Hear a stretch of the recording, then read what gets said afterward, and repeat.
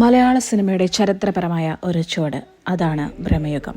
ഒരു Gothic horror drama, psychological thriller. അതും ഏകദേശം ഒരേ ലൊക്കേഷനിൽ കുറച്ച് കഥാപാത്രങ്ങളോടുകൂടി. ഭയം മാത്രമല്ല, ചിന്തയും ചേർത്തൊരുക്കിയ സിനിമ.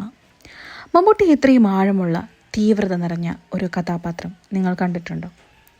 അദ്ദേഹത്തിൻ്റെ ശബ്ദം, ഭാവങ്ങൾ എല്ലാം തന്നെ സിനിമ കാണുമ്പോൾ അസ്വസ്ഥത ഉണ്ടാക്കിയേക്കാം. അത്രയും ശക്തമായ പെർഫോമൻസാണ് ഭ്രമയുഗത്തിൽ. മനസ്സിൻ്റെ കിടങ്ങുകളിലേക്കുള്ള യാത്രയാണ്. ഭയവും ഭ്രമവും തമ്മിൽ ചേർന്നുണ്ടാകുന്ന അത്ഭുതം. നിലവിളക്കിൻ്റെ വെളിച്ചത്തിൽ നടക്കുന്ന കാഴ്ചയും ശബ്ദവും കൊണ്ട് പൂർണ്ണമായും അതിൽ പിടിച്ചിടുന്ന ഒരു സിനിമ. മലയാള സിനിമയുടെ ഭൗതിക പരിധികൾ തകർത്ത് പുതിയ വഴികൾ തുറന്ന ഒരു ആത്മനിർമ്മിത ചലച്ചിത്രം, അതാണ് ഭ്രമയുഗം.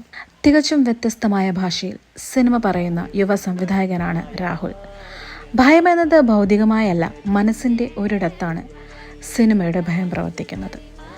ടെക്നിക്കൽ പാർട്ട് നോക്കുകയാണെങ്കിൽ കൂടുതൽ നിറങ്ങൾ ഒഴിവാക്കി മങ്ങിയ പശ്ചാത്തലത്തിൽ അസ്വസ്ഥത പകരുന്ന ഫ്രെയിമുകൾ. സ്ക്രീൻ പ്ലേ എന്നാൽ എല്ലാം പറഞ്ഞു തരുന്നില്ല. നിങ്ങൾ ചിന്തിക്കണം, കൂട്ടിക്കലർത്തണം, ആശയം കണ്ടെത്തണം.